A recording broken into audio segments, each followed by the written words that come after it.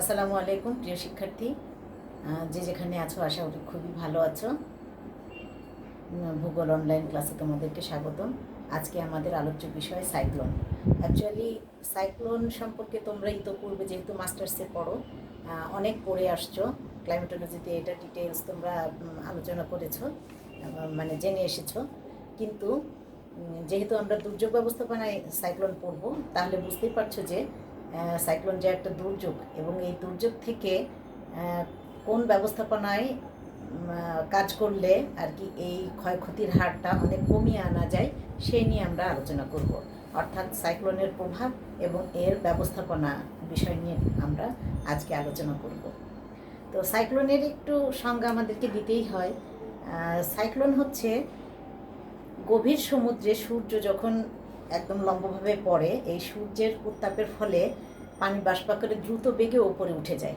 ফলে কি হয়, জায়গাটা যে শূন্য ভ্যাকুয়াম সৃষ্টি হয়, সেটা পার্শ্ববর্তী অঞ্চল থেকে বায়ু দ্রুত বেগে ওই অঞ্চলে আসে এবং ঘূর্ণা করে ওপরে উঠে যায়। এই যে ঘূর্ণনের মাধ্যমে ওপরে উঠে যায়, যে প্রচণ্ড নিচে নিম্নচাপের সৃষ্টি করে এবং পরবর্তীতে এটা ঘূর্ণিঝড়ের রূপ নেয়। তো এই যে ঘূর্ণাকারে সৃষ্টি হয় বলে এর নাম ঘূর্ণিঝড়। অ্যাকচুয়ালি ঘূর্ণিঝড় আমাদের এই অঞ্চলে সাইক্লোন নামে পরিচিত। এটা বিভিন্ন জায়গায় কিন্তু বিভিন্ন নামে পরিচিত, যেমন জাপানের ওইদিকে টাইফুন নামে পরিচিত।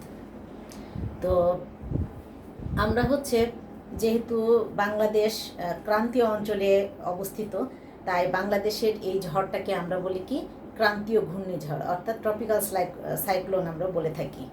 তো এই সাইক্লোনের উৎপত্তি স্থল গভীর সমুদ্রে হলেও এর ধ্বংসলীলা কিন্তু উপকূলবর্তী অঞ্চলে, অর্থাৎ এটা ব্যাপক ক্ষয়ক্ষতি করে হচ্ছে উপকূলবর্তী অঞ্চলে।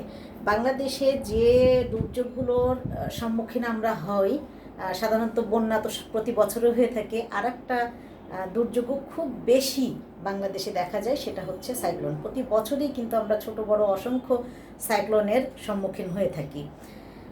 রিসেন্টলি এই যে বুলবুল কত কিছুই হয়ে গেল, তাই না?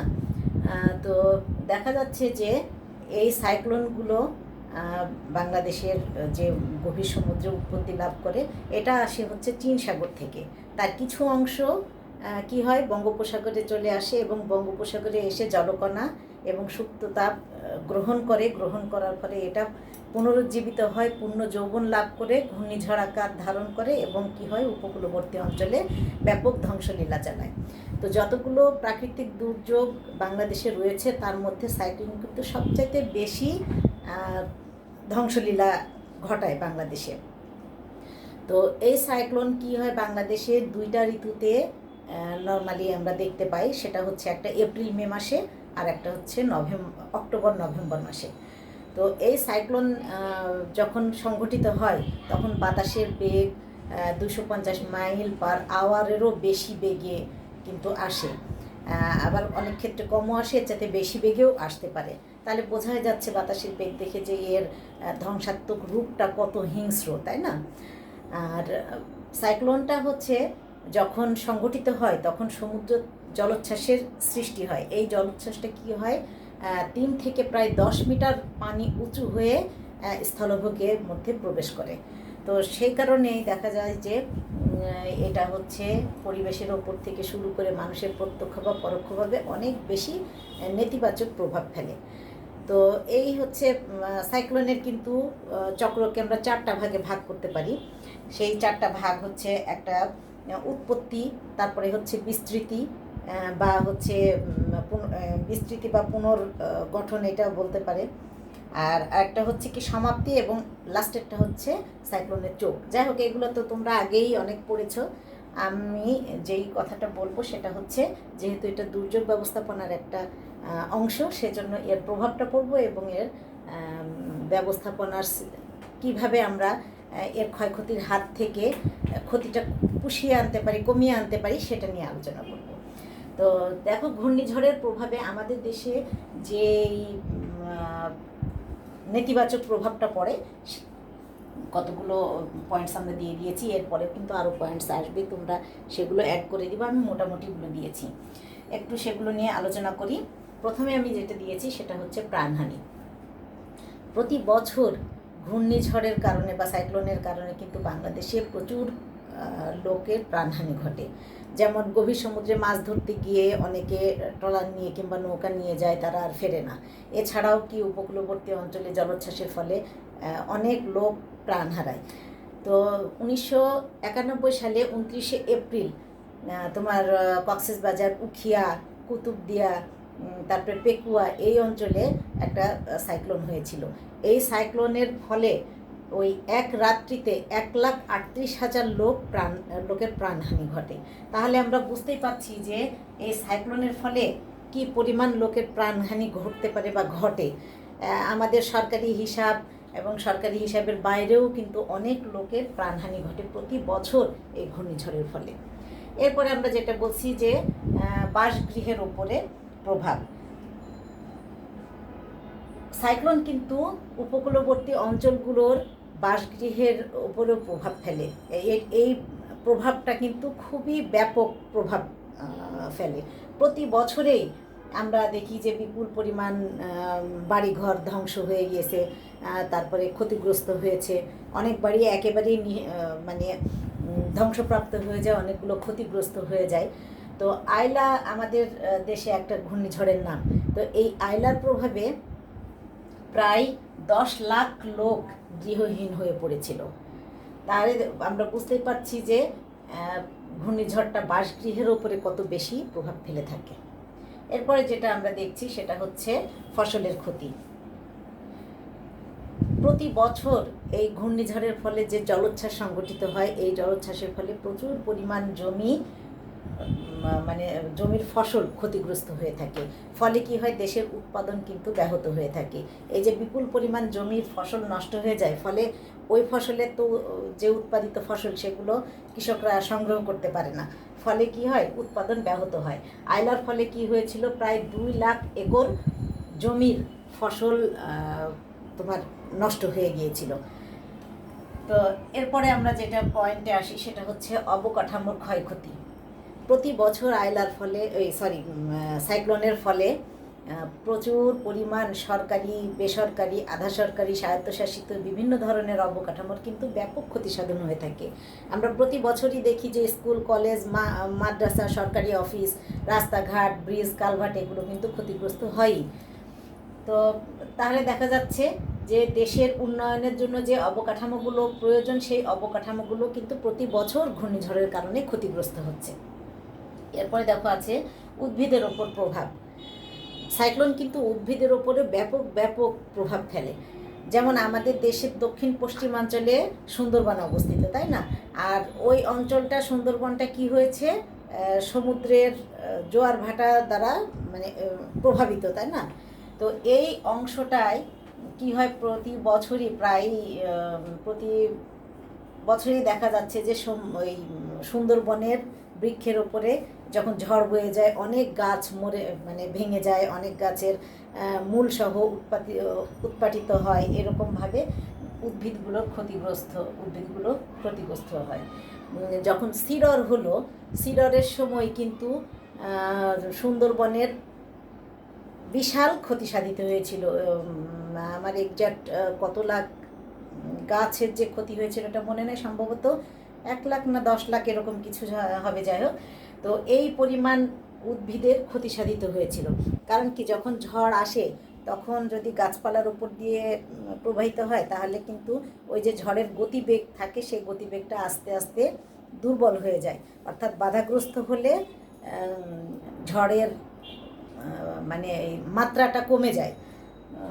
অর্থাৎ এর যে ক্ষয়ক্ষতি করার যে শক্তিটা, সেই শক্তিটা আস্তে আস্তে কমে দুর্বল হয়ে যায়।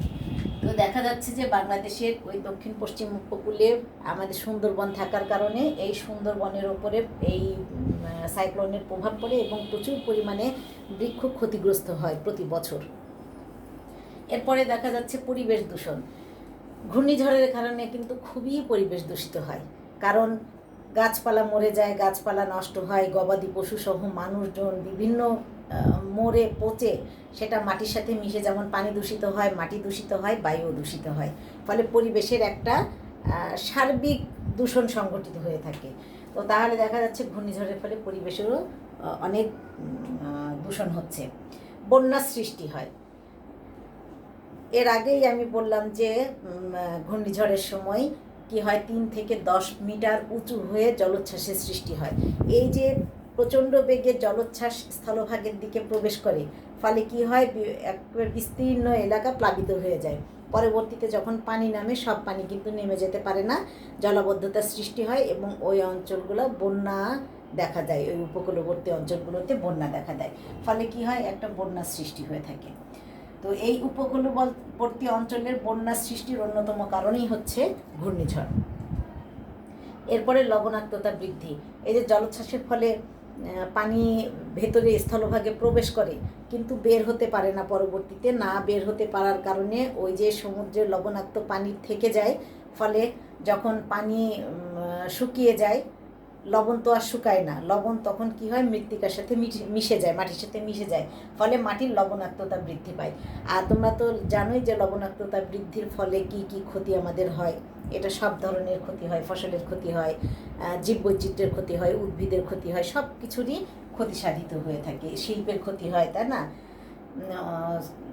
এরপরে আমরা যে পয়েন্টটা নিয়ে আসছি সেটা হচ্ছে গবাদি পশুর উপরে প্রভাব। ঘূর্ণিঝড় হলে মানুষ কিন্তু তখন কী করে, নিজেরা আগে নিরাপদ স্থানে পৌঁছায়, তারপরে তার গবাদি পশু নিয়ে আসে। তো যদি সেরকম সিচুয়েশন হয়, তখন অনেক ক্ষেত্রে দেখা যাচ্ছে যে তাদের গবাদি পশুগুলো নিরাপদ স্থানে নিয়ে আসতে পারে না, ফলে প্রচুর পরিমাণ এই যে গবাদি পশু মারা যায় এবং কৃষকরা আরও বেশি অর্থনৈতিক দিক থেকে তাদের অর্থনৈতিক অবনতি ঘটে। তো গবাদি পশু প্রচুর পরিমাণে কিন্তু সে সময় তোমার গরু, ছাগল, ভেড়া, হাঁস, মুরগি এই প্রভৃতিগুলো অনেক মৃত্যুবরণ করে থাকে। এরপরে যেটা হচ্ছে পানীয় জলের অভাব। ঘূর্ণিঝড় কবলিত স্থানগুলোতে কি হয়, যেহেতু লবণাক্ত পানি প্রবেশ করার ফলে যে ডিপ টিউবওয়েলের সাহায্যে বিশুদ্ধ পানি সরবরাহ করা হয়ে থাকতো, সেই বিশুদ্ধ পানির উৎসগুলো নষ্ট হয়ে যায়, কলগুলো নষ্ট হয়ে যাওয়ার ফলে এই পানির অভাব দেখা যায়। এরপরে যেটা বলছি সেটা হচ্ছে রোগবালাইয়ের প্রাদুর্ভাব। যেহেতু ঘূর্ণিঝড় কবলিত অঞ্চলটায় পরিবেশ দূষিত হয়, গবাদি পশুর উপর প্রভাব পড়ে এগুলো মারা যায়। তারপরে হচ্ছে পানীয় জলের অভাব দেখা যায়, ফলে ওই অঞ্চলটায় বিভিন্ন ধরনের পানিবাহিত রোগগুলো দেখা যায়, যেমন কলেরা, আমাশয়, ডায়রিয়া প্রভৃতি বিভিন্ন ধরনের রোগবালাইগুলো এই অঞ্চলে বেশি দেখা যায় সেই সময়। এরপরে কি, অসামাজিক কার্যকলাপ বৃদ্ধি পায়। মানুষের যেহেতু ওই সময় তোমার অর্থনৈতিক ক্ষতি হয় চরম, কারণ বাসগৃহের ক্ষতি হয়, ফসলের ক্ষতি হয়, সব কিছুর ক্ষতি হচ্ছে, তাদের গবাদি পশুগুলো মারা যায়। তারা তখন কি করে, যেহেতু অর্থকষ্টে থাকে, খাদ্যের অভাব দেখা যায়, এই কারণে কী হয়, বিভিন্ন অসামাজিক কার্যকলাপগুলো তারা সংগঠিত করে থাকে, যেমন চুরি, ডাকাতি, ছিনতাই, এই ধরনের অসামাজিক কার্যকলাপগুলো বেশি সংগঠিত হয়ে থাকে। তাহলে আমরা দেখতে পাচ্ছি যে ঘূর্ণিঝড়ের প্রভাবটা কিন্তু ব্যাপক, আমাদের দেশে প্রচুর পরিমাণে ক্ষতি সাধিত হয় এই ঘূর্ণিঝড়ের ফলে। এখন এই ঘূর্ণিঝড়কে তো প্রতিরোধ করা সম্ভব না, যেহেতু এটা প্রাকৃতিক দুর্যোগ, তাই না? তাহলে এমন কিছু করতে হবে যাতে এই দুর্যোগে যে পরিমাণ ক্ষয়ক্ষতি হয় সেই ক্ষয়ক্ষতিটা আমরা কমিয়ে আনতে পারি। এর জন্য কি প্রয়োজন, আমাদের দুর্যোগ ব্যবস্থাপনার প্রয়োজন। তো যে কোনো দুর্যোগ ব্যবস্থাপনারই কিন্তু পর্যায় 3টা। ঘূর্ণিঝড়ও যেহেতু একটা প্রাকৃতিক দুর্যোগ, তাই এরও ব্যবস্থাপনার পর্যায় হচ্ছে 3টা। প্রথমেই সেটা হচ্ছে কি, প্রতিরোধমূলক। দ্বিতীয়টা কি হবে, দ্বিতীয়টা হচ্ছে সতর্কতামূলক। আর লাস্টের সেটা হচ্ছে কি, পুনর্বাসনমূলক। তাহলে পর্যায় কয়টা হচ্ছে, ঘূর্ণিঝড় ব্যবস্থাপনার পর্যায় 3টা। প্রথমেই সেটা হচ্ছে কি, আমরা বলছি প্রতিরোধমূলক।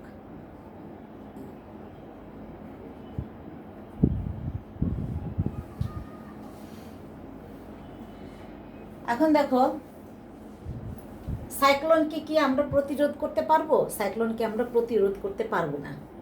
তাহলে আমাদের কি করতে হবে, এমন কিছু করতে হবে যেন সাইক্লোনটা যে ব্যাপকতা নিয়ে আমাদের ধ্বংসলীলা সংগঠিত করবে, সেটাকে কিছুটা হলেও আমরা প্রতিহত করব। কিভাবে করব? প্রথমেই যেটা আমরা করতে পারি সেটা হচ্ছে কি, আশ্রয় কেন্দ্র নির্মাণ করা, প্রচুর পরিমাণে আশ্রয় কেন্দ্র নির্মাণ করা।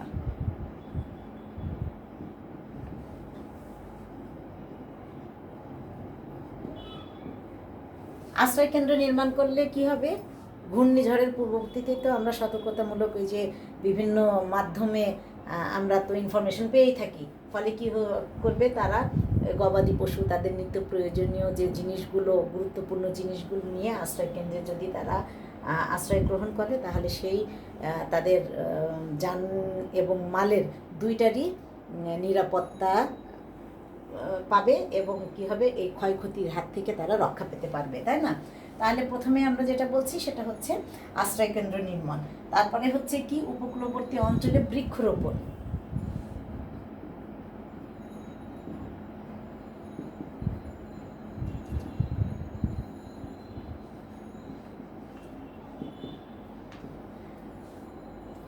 উপকূলবর্তী অঞ্চলে যদি প্রচুর পরিমাণে বৃক্ষরোপণ করা যায়, তাহলে কি হবে, আমরা বলেছি যে দক্ষিণ পশ্চিমাঞ্চলে আমাদের সুন্দরবন থাকার কারণে ওই অঞ্চল দিয়ে যদি কখনো কোনো ঝড় প্রবাহিত হয়, তাহলে কি হয়, উপকূলে এত কিন্তু ক্ষতি সাধন করতে পারে না। কারণ তার ওই যে ওই সুন্দরবনের গাছে ঝড়ের গতিবেগ বাধাগ্রস্ত হয়, হয়ে এই গতিবেগটা কি হয়, আস্তে আস্তে দুর্বল হয়ে যে স্থলভাগে যখন প্রবেশ করে, তখন এটা অনেকটাই দুর্বল হয়ে প্রবেশ করে। তাই উপকূলবর্তী অঞ্চলে যদি বৃক্ষরোপণ করা যায়, তাহলে প্রথমে আঘাত হানবে কি ওই বৃক্ষগুলোর উপরে।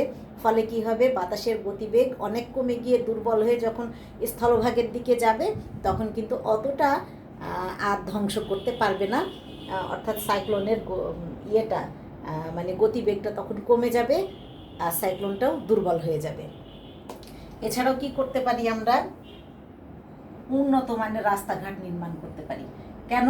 যখনই আমরা সাইক্লোনের পূর্বাভাস পাবো, খুব দ্রুত প্রত্যন্ত অঞ্চল থেকে সব ধরনের মানুষ যেন এসে নিরাপদে আশ্রয় কেন্দ্রে অবস্থান করতে পারে, এই কারণে কি হবে, উন্নত মানের রাস্তাঘাট নির্মাণ করতে হবে।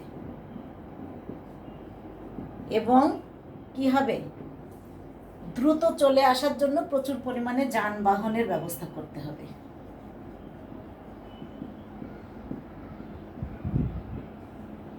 ঠিক আছে? তাহলে আমরা আর এছাড়াও কি করা যাবে, যে ঘূর্ণিঝড়ের সময় কি প্রচুর পরিমাণে পানীয় জলের, বিশুদ্ধ পানীয় জলের অভাব দেখা যায়, বিভিন্ন ওষুধপত্রের অভাব দেখা যায়। এই জন্য কি করতে হবে, পানীয় জলের ব্যবস্থা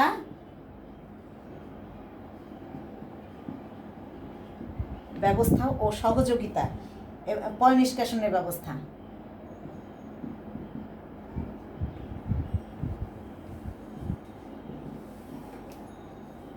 তাহলে প্রতিরোধমূলক হিসাবে আমরা এই কাজগুলো ঘূর্ণিঝড়ের ক্ষেত্রে করতে পারি। তাহলে কি হবে, অনেক ক্ষেত্রে আমরা কিন্তু ঘূর্ণিঝড়ের ক্ষয়ক্ষতির থেকে রক্ষা পেতে পারি, আমাদের জানমাল অনেকটাই নিরাপদ থাকবে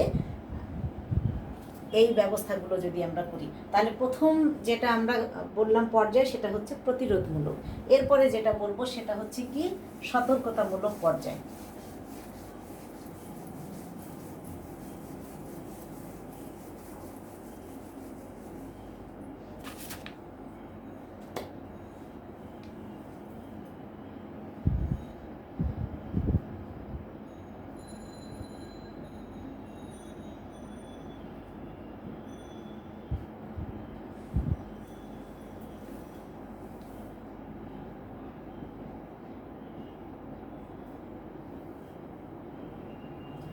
প্রথমে আমরা কি বলতে পারি, যে সতর্কতামূলক হিসাবে আমরা কি বলবো, অনেকগুলো আবহাওয়া স্টেশন নির্মাণ করার ফলে দ্রুত আবহাওয়ার পূর্বাভাস যেন দেয়া যায়, সেই ব্যবস্থাটা করতে পারি, তাই না?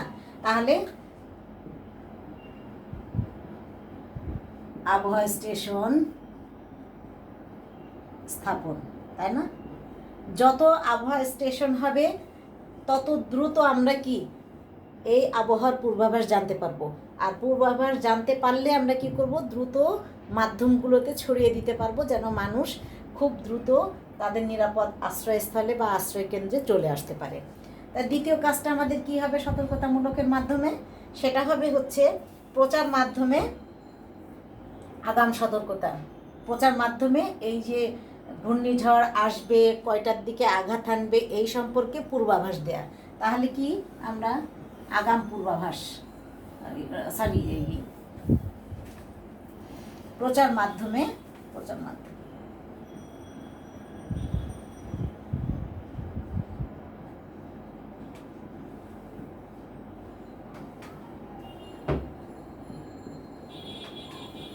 পূর্বাভাস প্রদান, তাই না? প্রচার মাধ্যম কোনগুলো হতে পারে? প্রচার মাধ্যম হতে পারে রেডিও, টেলিভিশন, তোমার মোবাইলের মেসেজ। এক একটা মোবাইল কোম্পানিকে যদি বলে দেওয়া হয়, যেমন গ্রামীণ, এয়ারটেল, রবি, যে আমাদের দেশে তো অনেকগুলো এখন মোবাইল সার্ভিস রয়েছে, সবগুলোকে যদি বলা হয় যে সবাইকে এই মেসেজটা দিয়ে দিতে, তারা অবশ্যই অনর্গল মেসেজ দিয়ে দিবে। এই মেসেজের মাধ্যমে আমরা কি করতে পারি, যে কয়টার সময় কোন দিক দিয়ে কিভাবে সাইক্লোন মানে অতিক্রম করবে সে সম্পর্কে আগাম পূর্বাভাস দিয়ে দিবে। তাহলে মানুষ কি করবে, ওই অঞ্চলের মানুষ তাদের প্রয়োজনীয় জিনিসপত্র নিয়ে নিরাপদ আশ্রয়স্থলে চলে আসতে পারবে, তাই না? তাহলে প্রচার মাধ্যমে কি আগাম পূর্বাভাস দেওয়ার ব্যবস্থা করতে হবে। এটা হচ্ছে সতর্কতামূলক। এরপর কি দুর্যোগকালে সহযোগিতা ও পরামর্শ।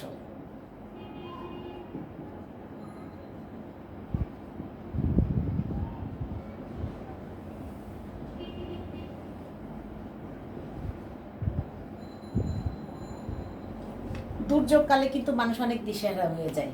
তখন তাকে সব ধরনের তোমার আর্থিক বলো, মানসিক বলো, সব ধরনের সহযোগিতা এবং এই দুর্যোগকালীনে কী কী ধরনের পরামর্শ দরকার সেই পরামর্শ প্রদান করতে হবে। তার জন্য জনবল নিয়োগ করতে হবে এবং সেই জনবলকে কী হবে, বিভিন্ন সরকারি, বেসরকারি কিংবা এনজিওগুলো এই জনবল কী করবে, দুর্যোগে যেই মানুষগুলো দুর্যোগ কবলিত তাদেরকে সব ধরনের সহযোগিতা এবং পরামর্শ প্রদান করবে। এরপরে কি আছে, যেই দুর্যোগটা আসছে, যে ঘূর্ণিঝড় আসবে, সেই ঘূর্ণিঝড়ের ক্ষয়ক্ষতি সম্পর্কে জনগণকে অবহিত করতে হবে।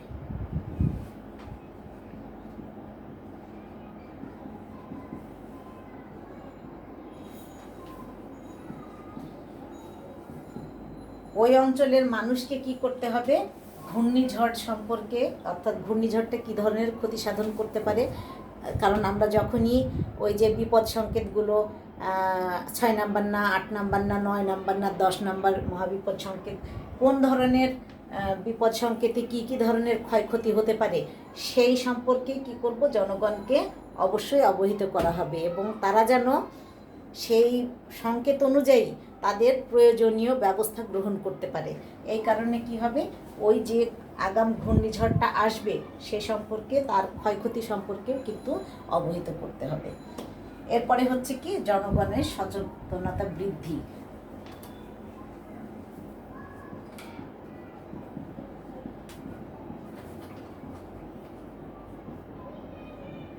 অনেক ক্ষেত্রে দেখা যায় কি উপকূলবর্তী অঞ্চলের লোকদের ভিতরে কিন্তু সচেতনতার যথেষ্ট অভাব। দেখবা যে সাইক্লোনের পূর্বে যে প্রচণ্ড ঝোড়ো হাওয়া বয়ে যায় তার মধ্যেও কিন্তু তারা নিরাপদ আশ্রয়ে আসে না, ওই উপকূলবর্তী তার নিজ বাসগৃহে থেকে যায়। তো এই সব জনগণের মধ্যে সচেতনতা বৃদ্ধি করতে হবে এবং তাদেরকে নিরাপদ আশ্রয়ে নিয়ে আসার ব্যবস্থা করতে হবে। এইগুলোই হচ্ছে আমাদের সতর্কতামূলক পর্যায়। এরপরে লাস্টলি যেটা আছে সেটা হচ্ছে কি পুনর্বাসনমূলক পর্যায়।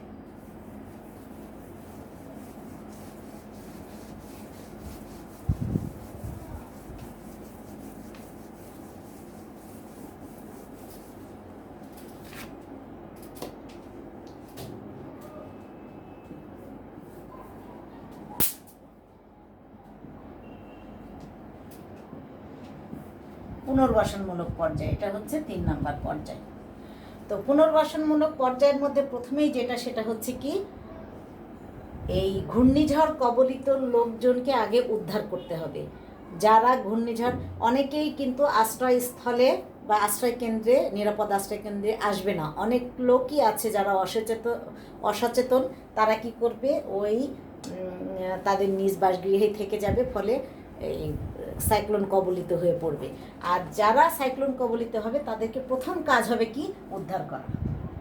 তাহলে পুনর্বাসনমূলক পর্যায়ে প্রথমেই যেটা আসছে সেটা হচ্ছে আক্রান্ত জনগোষ্ঠীকে উদ্ধার করা, বা ওই ঘূর্ণিঝড় কবলিত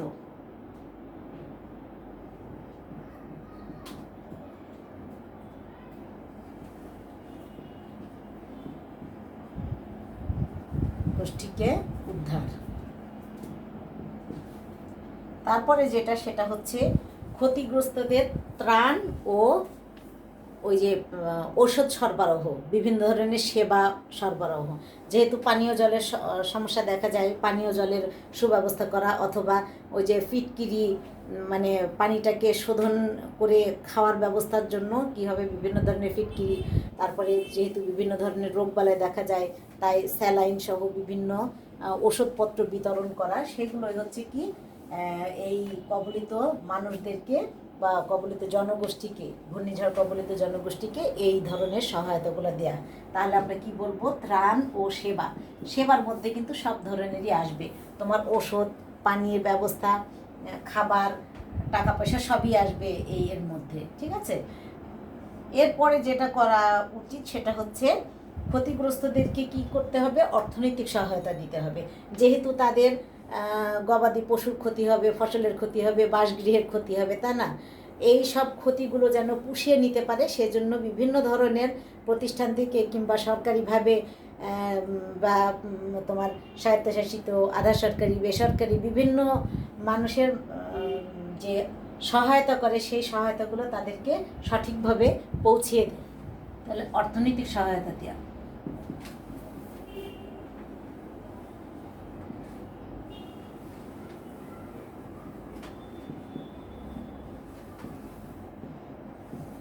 যেন তারা দ্রুত তাদের গৃহ নির্মাণ করতে পারে, অথবা খাবারের কষ্ট থাকলে সেই খাবার তারা হচ্ছে খাবারের অভাবটা পূরণ করতে পারে, অন্যান্য যে জিনিসপত্রগুলো খোয়া গেছে সেগুলো যেন ফিরে পেতে পারে। এই জন্য কী হবে, তাদের সব ধরনের অর্থনৈতিক সহায়তা প্রদান করতে হবে। এরপরে যেটা আমরা করব সেটা হচ্ছে কি, প্রয়োজনে বিদেশিদের কাছে সাহায্যের জন্য আবেদন করতে হবে, বিদেশি সাহায্য সহযোগিতা গ্রহণ করতে হবে।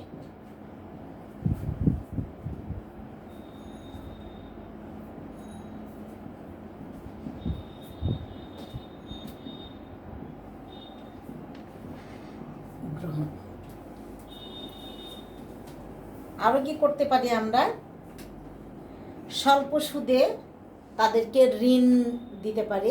এসে বিভিন্ন ব্যাংকগুলো যেন স্বল্প সুদে তাদেরকে ঋণ দিতে পারে, তারা তাদের ক্ষতিটা পুষায় যেন এই ঋণটা শোধ করতে পারে। সেই কারণে কি করতে হবে, স্বল্প সুদে ঋণ বিতরণ। এই হচ্ছে আমাদের পুনর্বাসনমূলক পর্যায়। তাহলে এইগুলোই মোটামুটি আমাদের হচ্ছে দুর্যোগ ব্যবস্থাপনার পর্যায়। এই কাজগুলো যদি আমরা করে থাকি তাহলে দুর্যোগের যে ক্ষয়ক্ষতি, সেই ক্ষয়ক্ষতির পরিমাণটা অনেকটাই কমে আসবে। আশা করি তোমরা এটা বুঝতে পেরেছো। আর দুর্যোগ ব্যবস্থাপনা কোর্সটা অত্যন্ত সহজ, একটু পড়লেই কিন্তু নিজের মতো করে খুব সুন্দর করে লেখা যায়।